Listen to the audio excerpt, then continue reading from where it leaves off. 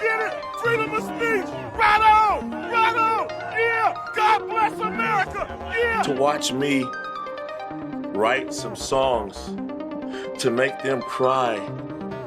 And it's like I didn't realize the power I had. Guys, I did not wake up one morning and beg God to have a deep voice. All right? I have not had a sex change. I do not have a penis. What? Yes, that my wife is cheating on me with Mr. Foreman. But we all know that's not true, correct? I don't know. Wait, you don't know if your wife's cheating on you or not? Afroman just nuked the entire Adams County Sheriff Department. Oh shit.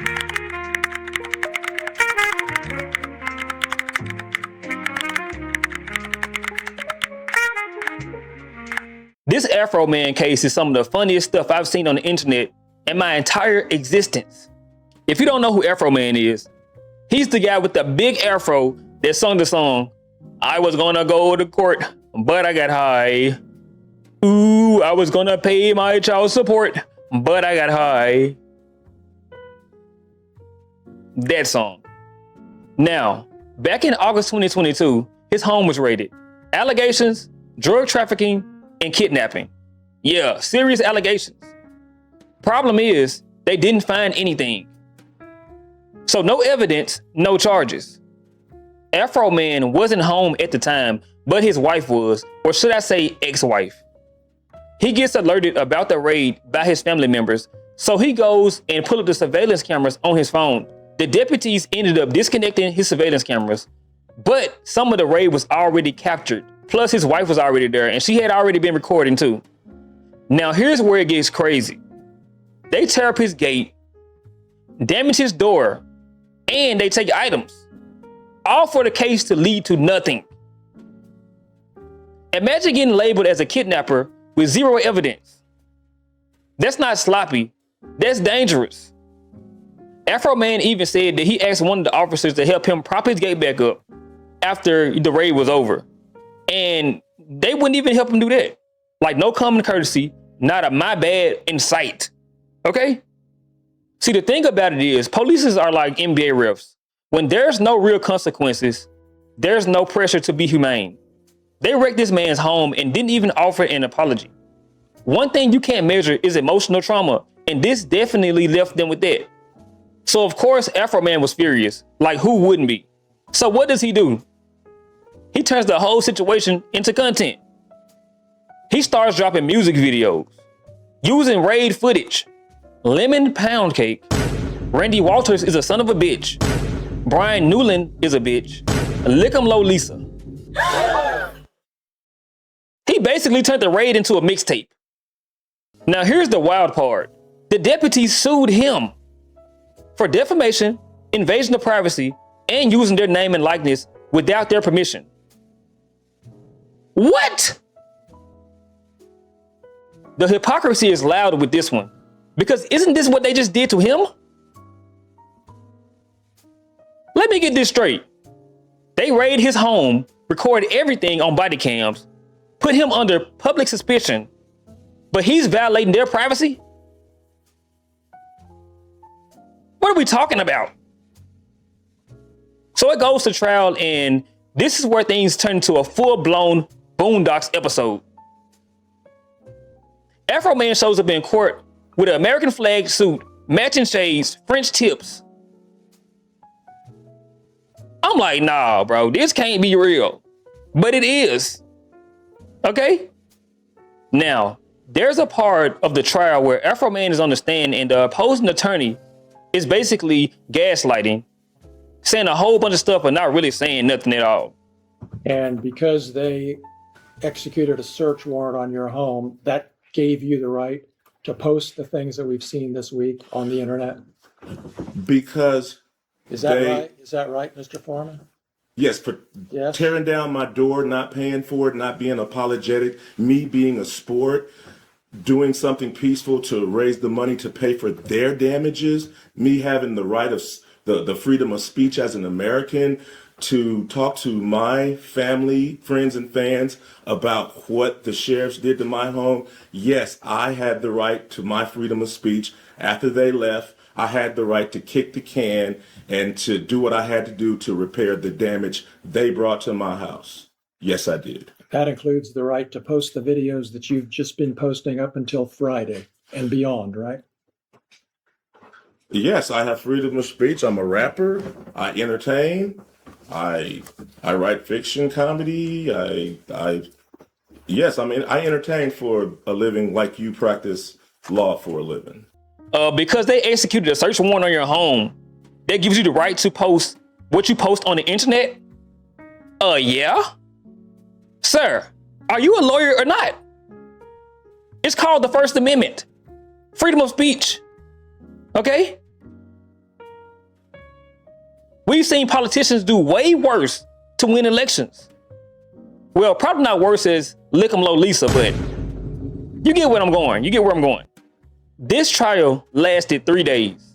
And I gotta say, bro, some of these lawsuits should be illegal.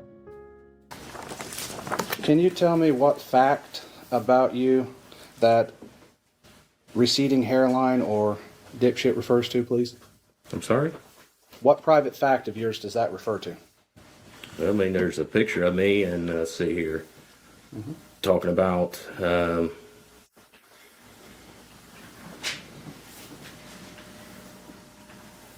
see, I wouldn't trust him with methamphetamine crack ass alone in my house. So, I find that pretty insulting.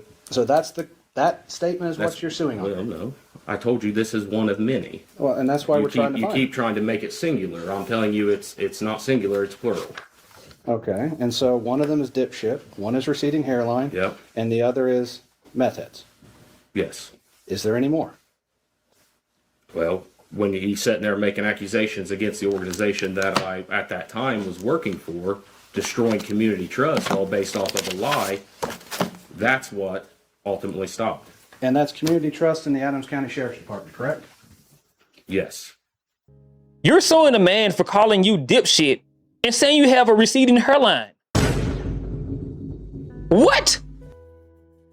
This is probably some of the most entertaining shit I've seen on the internet. But bro, you can't be serious. These are not the type of people you want making life or death decisions. This man will pew pew you all because he can't take a joke. Now, one of their claims was that Afroman was ruining their reputation in the community. People were calling in upset, accusing them of theft and also injustice. But I mean, you can't blame them, bro, because clearly y'all was wrong. And hold on. Since when hating the police become a new thing? It's almost like they forgot what they signed up for. Thank you. So Mr. Estep, tell us what effect it had on you hearing about these calls that dispatch was receiving about this warrant execution. And It developed a serious concern of safety to not only to me, but the people working with me on those shifts. The days that I was working, basically overwhelming of calls that came through, and they were hardly able to keep up with what we have going on in the services that we're providing with nonsense phone calls. Now, to be a lawyer, you have to be the most soulless human beings on the planet. He reached below the depths of hell and pulled a reverse Uno card. So restating the question, Mr. Estep, your wife did steal from her employer, correct? Yes, And it was a felony sum of money, correct? yes, Which is over $1,000. yes.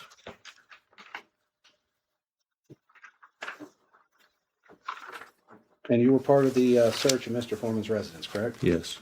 Did you ever have any contact with the money? I noticed money in a coat pocket and I pointed it out to Detective Newland. And is that the money that Mr. Newland testified earlier that was upstairs? That should have been some of it, yes.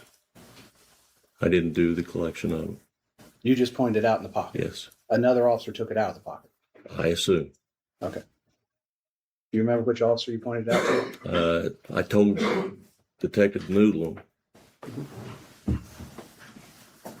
Isn't your wife known for a felony theft in the workplace? Oh my God. Bro, you can literally see this man's soul leave his body. I almost feel sorry for him, I ain't gonna lie. He tries to save face by saying it didn't ruin his reputation, but we saw the sting, bruh. And you're a cop with a wife who steals felony amounts of money. Stop it. Stop it, okay? Get some therapy. Meet me back here in 30. Now, when Randy Walters takes a stand, from the moment he sits down, I could tell Afroman was living rent-free in his head.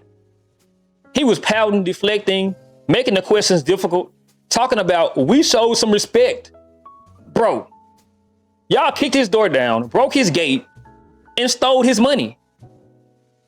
That's pure violation. I spoke to him on the phone when he was concerned that he was going to be arrested that night. And apparently in some way on the phone, he didn't like my attitude towards not fixing his door. I'm sorry if you felt that I disrespected you in some way. I was explaining to him that we don't have the means to fix his door. We're leaving it in care of his wife. But I also cooled his fears that we're not coming to arrest you. Deputy or Sergeant Newland would like to talk to you. Get your attorney and come and talk to us. There's not going to be an arrest warrant for you. If we need to talk to you, we can find you. We can call you. You can come in. If arrest warrant would occur, turn yourself in, go through the system, and do whatever.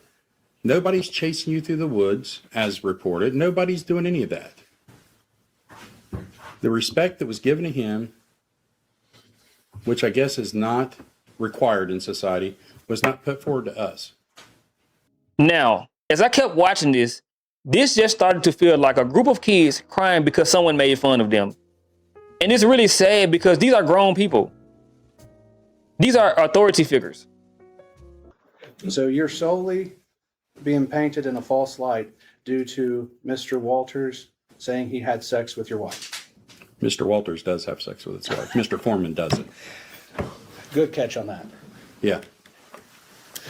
So you're claiming that is the defamation statement, is that he said he had sex with your wife? Yes. And that's painted you in a false light? It's caused tremendous pain in my life. I'll get to that. We have to go through false light first. So does it paint you in a false light? Yes, that my wife is cheating on me with Mr. Foreman. But we all know that's not true, correct? I don't know.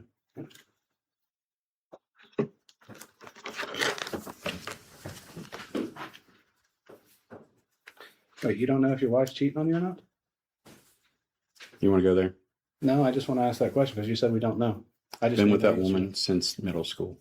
I know. I would hope she wouldn't. But you know what? Once somebody puts it out there for their fun and entertainment, it's out there. And it's a problem. So it's something we cannot verify the truth of?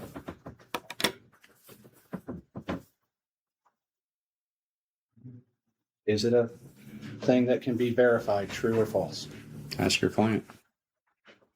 To sit there and say that you don't know if this man f***ed your wife or not only adds more to the troll fest and more public humiliation for your wife that you just contributed to. This kills the whole defamation case. You're saying that you don't know if he's lying or not. So now it's up in the air whether he's lying or not. We know that he probably didn't have sex with your wife, but I mean, you actually said that you don't know. So now in court, is he lying or is he not? This nigga has zero emotional control. All he does is throw temper tantrums like a big ass kid. Actually, he may be the biggest kid of them all. And see, this is why I will never trust a police force. Because y'all hire anybody. Literally. This courtroom is filled with a bunch of liabilities.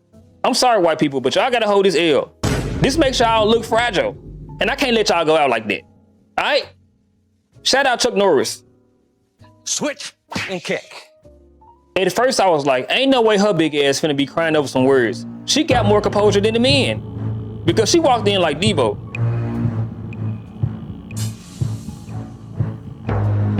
And then they played Lick 'em Low Lisa in the courtroom while Lisa was on the stand. She has a full-blown meltdown. I'm talking eye boogers, snot bubbles, just hooting and hollering.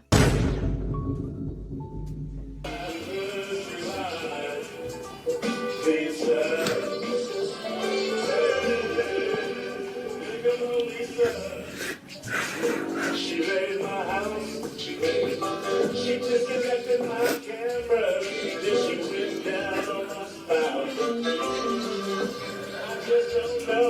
Making her sit through that whole 13-minute video was probably the most diabolical thing. Because I seen the video, bro, and it is vicious. But in the end, Afroman wins, and how could he not? It's his constitutional right to express himself.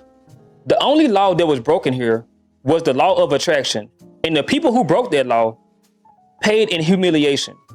People get joked on every day.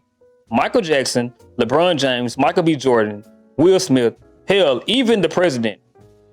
Everybody catches it. That's life. Trying to silence jokes only makes them louder. But I guess when you're a cop, you're not only above the law, you think you're above reality too. But hey, that's just my perspective. And sometimes perspective hits different when you're a white cop versus a black guy with the afro. So next time you decide to poke the bear, make sure it's actually a bear. Because worst case scenario, it's a man in a suit with a big ass afro, and he's way more dangerous than what you thought.